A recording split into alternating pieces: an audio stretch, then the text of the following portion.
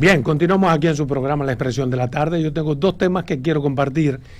El primero está relacionado con una reunión que presumo que en estos momentos, según las últimas informaciones que nos han llegado, acaba de concluir en el Palacio Nacional, y es una reunión que encabeza el presidente de la República con el gabinete, con el Consejo de Ministros, la reunión del Consejo de Ministros, que tiene como punto fundamental evaluar un plan nacional de reforestación por parte del Ministerio de Medio Ambiente, la seguridad ciudadana que le corresponde a Chu Vázquez, y también una visión global sobre la economía del país.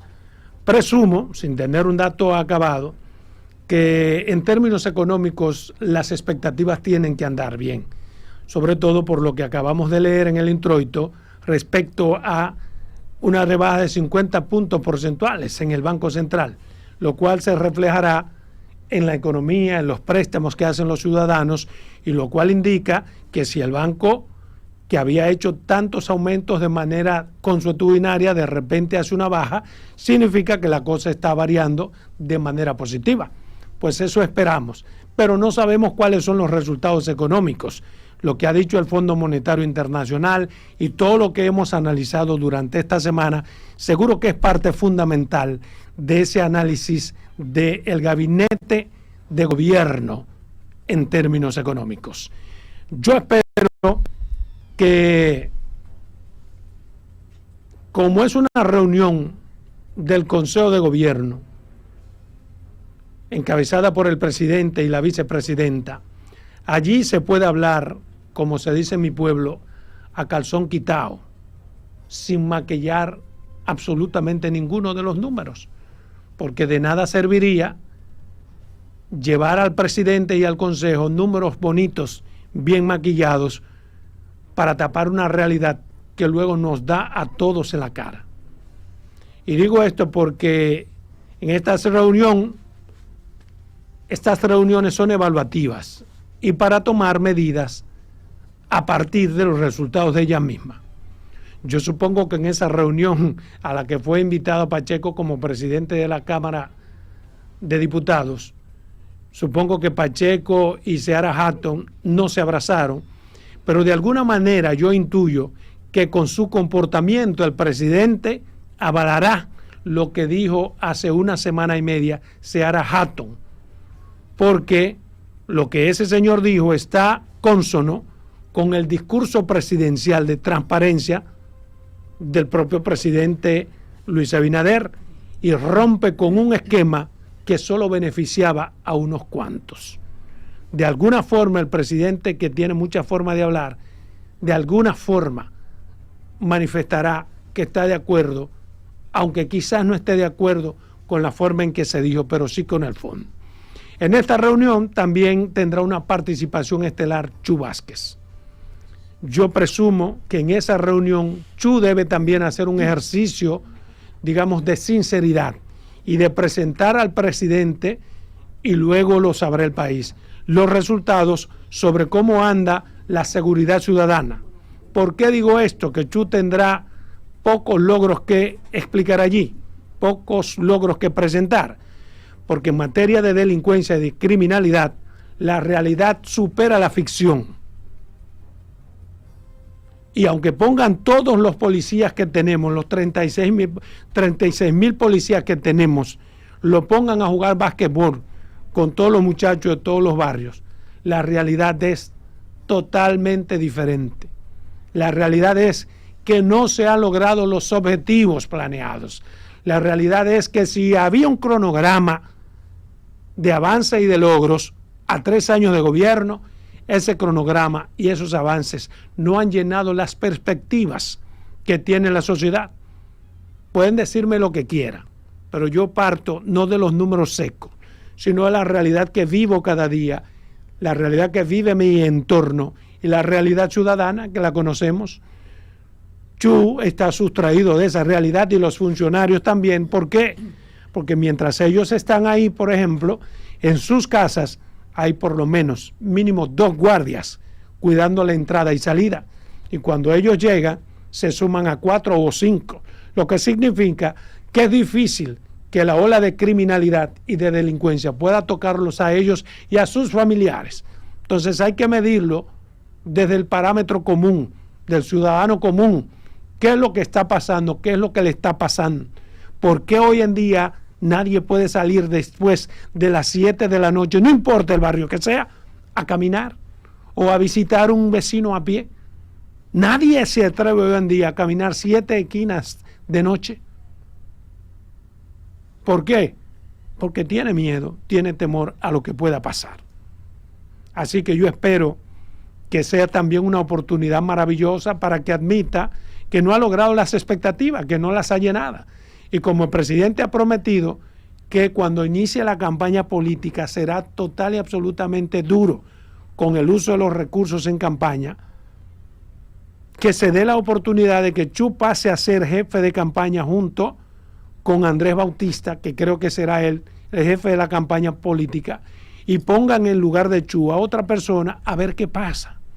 A ver qué pasa. Sería una oportunidad importante tanto para Chu como para el presidente. Para Chu sería una salida honrosa y para el presidente otra salida honrosa que no tendrá por qué quitarlo. Mira, como el presidente Luis Abinader ha sido tan incisivo con los funcionarios, yo imagino que el presidente no se dejará tampoco convencer tan fácilmente de que allí se presente que todo está bien, porque yo creo que el propio presidente sabe que todo no está bien. Y por ejemplo, los ministros, los funcionarios tienen un departamento de relaciones públicas que todos los días le envía una síntesis de todo lo que acontece, sea bueno o sea malo, de todo, absolutamente de todo. Y tú tienes que tener ese récord. Entonces no puede ir allí tú a decir otra cosa que no sea la realidad, porque incluso se perjudica a él si no dice esa realidad, se perjudica a él. No, y perjudica al gobierno porque la realidad es, Roberto, que tú debes haber verificado, como dijiste que iba a investigar, que las mediciones todas tienen pocos puntos de coincidencia. Tienen pocos puntos, porque son tan disímiles todas que uno se va a poner loco. Pero en el tema de la inseguridad ciudadana, en el tema del alto costo de la vida y del desempleo, son coincidentes.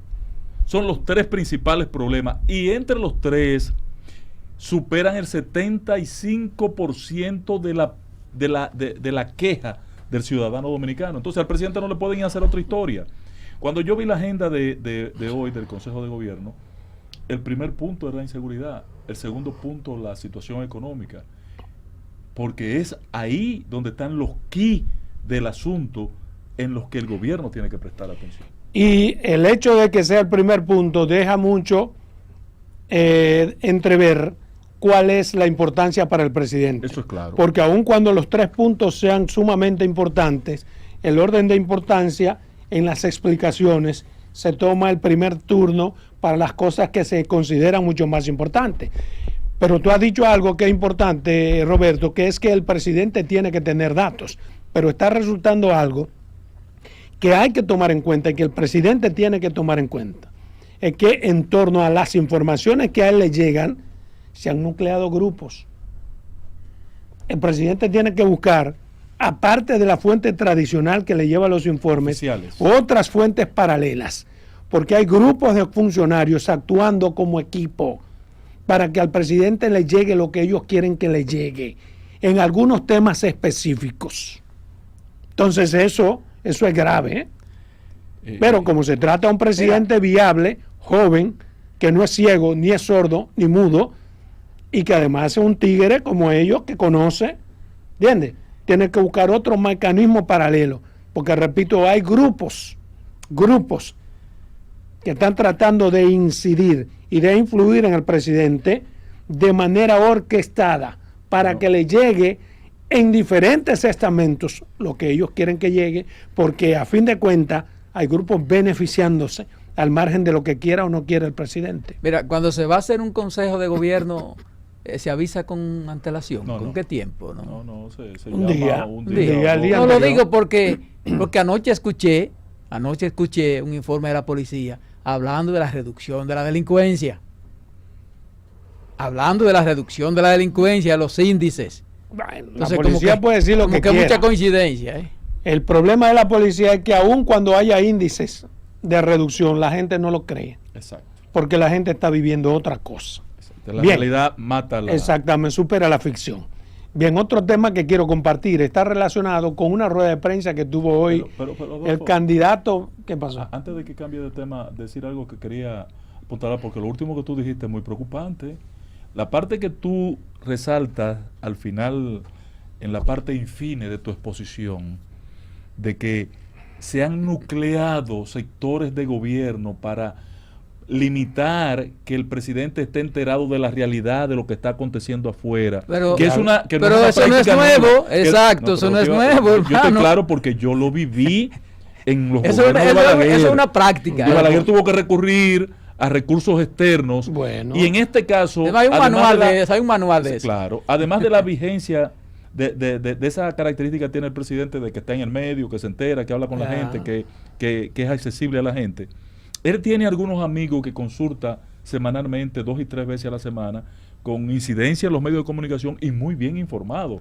Que tiene... El problema es que esas desinformaciones o esos planes orquestados llegan incluso a esos amigos que los que están merodeando saben que Luis le tiene confianza, exactamente. ¿A cambio de qué? Mío. Bueno. Mire, otro tema al que quiero referirme está relacionado con una rueda de prensa que hizo hoy el candidato presidencial, el próximo candidato presidencial del Partido de la Liberación Dominicana. Tuvo una rueda de prensa a las 10 de la mañana que a mí me parece importante y consona con todo lo que se le ha dicho a ese joven durante estos días. El candidato, ¿cómo que se llama el del PLD? Abel Martínez. Exactamente, en esa rueda de prensa no, eso no fue adrede. No, es verdad. A mí se me turba el nombre de Abel Martínez. Todavía yo no asimilo de manera total el nombre.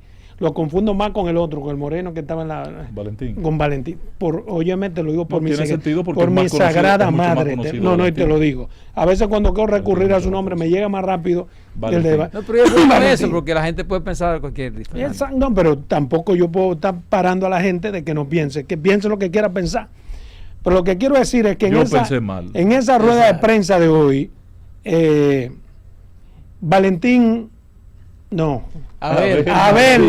Abel Martínez admitió que tal como había dicho Danilo Medina, admitió que aparte de la población no lo conoce como candidato. Y admite con esto los datos de Danilo Medina de que un 35% de la población no lo conoce. Y hace un buen ejemplo, a mi modo de ver, al reconocer y bajar el ego y el de su equipo y admitir. ¿Por qué? Porque allí el hombre dijo que ciertamente entiende que una parte de la población no lo conoce y explicó por qué. Pero dijo que trabajará duro para lograrlo, para lograr que lo conozcan y para crecer. Y dijo algo para mí es muy cierto, que él es el candidato con mejor currículum de Estado. Si usted agarra el currículum de Abel Martínez respecto a de todos los demás candidatos, tiene el mejor currículum de Estado. Ha estado en mayor cantidad de posiciones en el Estado, en diferentes ámbitos. Consecuentemente, también tiene una tasa de rechazo muy baja, lo que implica que todas esas cosas él puede capitalizarlas a su favor. ¿Entiende? Es decir, con un poco de humildad, como lo que ha expresado hoy, con un mejor discurso, que es lo que a mi modo de ver, puedo estar equivocado, a él le falta elaborar bien un discurso, le falta explayarse para que la gente gane con él credibilidad y también alejar del equipo que él tiene ahí de comunicación, un grupo de gallos locos y de locas que se están peleando entre ellos por ver cuál de ellos es el más que comunica. Entonces, cuando tú solicitas, por ejemplo, tener una participación de él en un programa, y me ha pasado en el caso mío, que lo he solicitado durante casi un año, ningunos han sido capaces de por lo menos responder. ¿Entiendes? Entonces eso es incapacidad gerencial en términos de comunicación. Y yo estoy casi seguro que él no sabe que el programa Verdad es al Aire tiene un año tratando de entrevistarlo. Pero estoy casi seguro de que hay entorno ahí que tienen ese mismo año tratando de que uno no lo entreviste. Pero bien, que hagan lo que a ellos les parezca. Entonces a mí me parece que es importante todo lo que él ha hecho hoy. Admitir que hay debilidades y admitir que está dispuesto a corregir esas debilidades y a tomar las medidas que hay que tomar para hacer cenar esas cosas que van en contra de él. Está a tiempo, tiene todas las condiciones, tiene que aglutinar a su partido, tiene que coherenciar el discurso, tiene que poner a que todos toquen una misma sinfonía, porque si no, será cualquier cosa, un batón ballet, por ejemplo, pero una buena sinfonía. Presentó también un anteproyecto de ley para que se elimine, el anticipo. Ese anteproyecto de ley no es de él. Ese anteproyecto fue elaborado por Waldo Ariel Jiménez. Lo digo porque en una entrevista que le hice en el programa a Waldo, me había hablado de que tenía un anteproyecto. Él estaba ahí. Pero bueno, qué bueno que estuvo Waldo Ariel Jiménez. Y habló de eso, de que... Pero qué bueno que... Lo había preparado él por encargo del candidato. Qué bueno que ese anteproyecto llegue. Lo único que yo le preguntaría a Waldo Ariel Jiménez, que fue ministro y que estuvo en los gobiernos del Partido de la Liberación Dominicana, cuando no él, su padre, ¿por qué ese anteproyecto él no lo llevó en los gobiernos pasados, en los que el PLD tenía mayoría, en los que la Fuerza del Pueblo estaba unido al mismo PLD? ¿Por qué nunca lo presentó cuando fue ministro con esa fuerza que tenía, con un Congreso que era total y casi absolutamente del Partido de la Liberación Dominicana? Le digo por qué no lo llevó, porque en ese momento no convenía.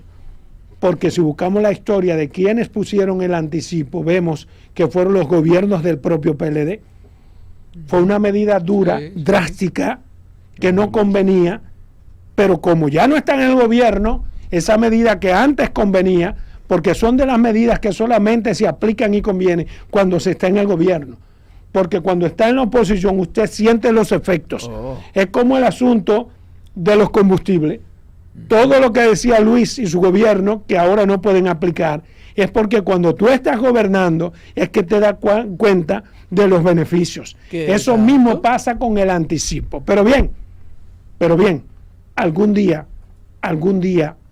tendremos que ajustarnos a un discurso que tenga que ser cónsono lo que usted dice cuando está en la oposición que cuando está gobernando, porque la gente ya no es tan estúpida y todos le damos seguimiento a lo que se dice y a lo que se hace.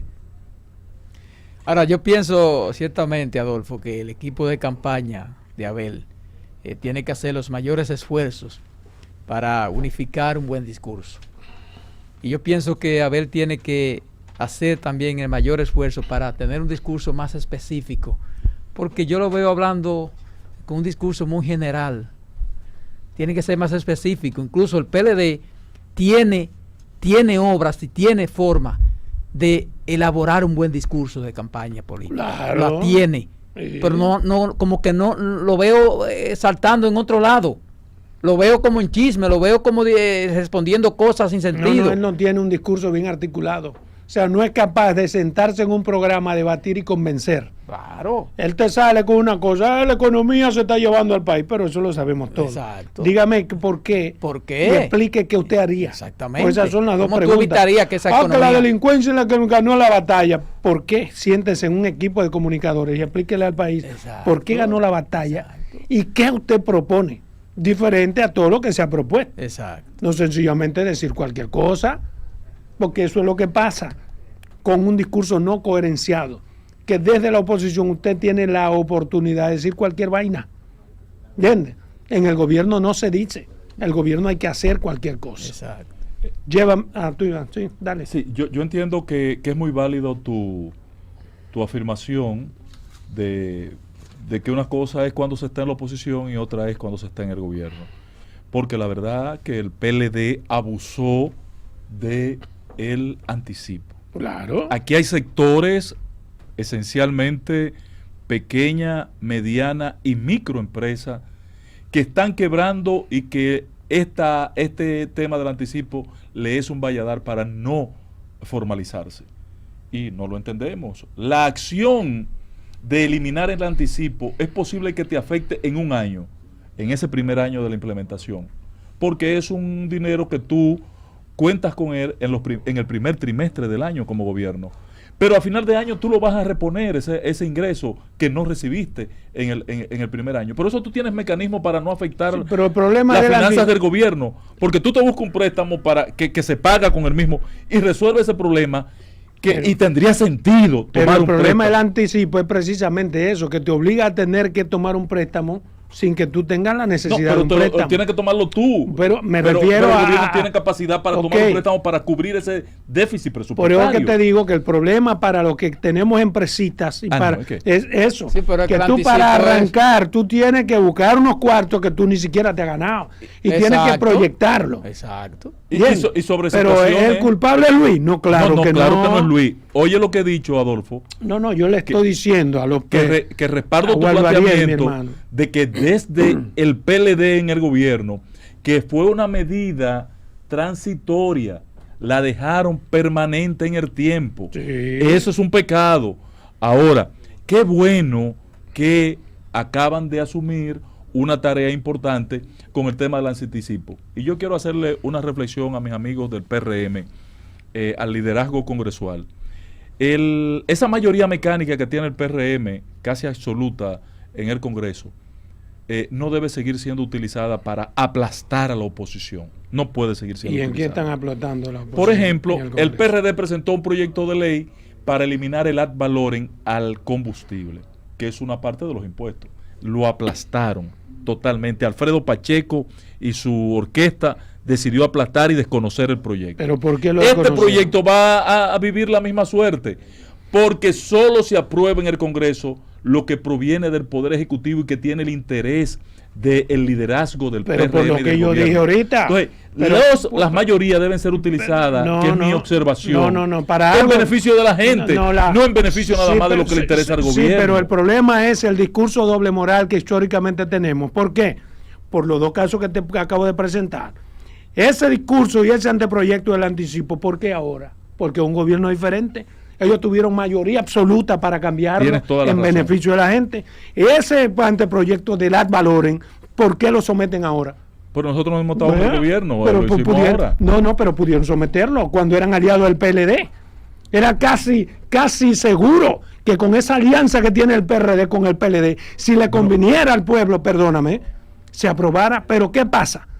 Que le convenía al pueblo, pero no al gobierno. Más razón. Porque los gobiernos son los que quieren capitalizar los recursos. Me estás dando la razón, Adolfo, en función del consejo que le quiero dar de buena fe, con todo el buen corazón que me caracteriza a este gobierno y a ese liderazgo congresual que se ha convertido, más que en un sello gomígrafo del gobierno, del Poder Ejecutivo, ese Congreso, se ha convertido en unos serviles del Ejecutivo. Como todos los congresos cuando son de mayoría del gobierno. Le estoy sugiriendo. Cuando Balaguer el Congreso en mayoría era eso. Cuando el PLD que tuvo toda la Cámara era eso. Cuando Hipólito era eso. Cuando el PRD era eso. Ahora es eso. Porque ¿por qué los presidentes dicen, yo quiero mi Congreso?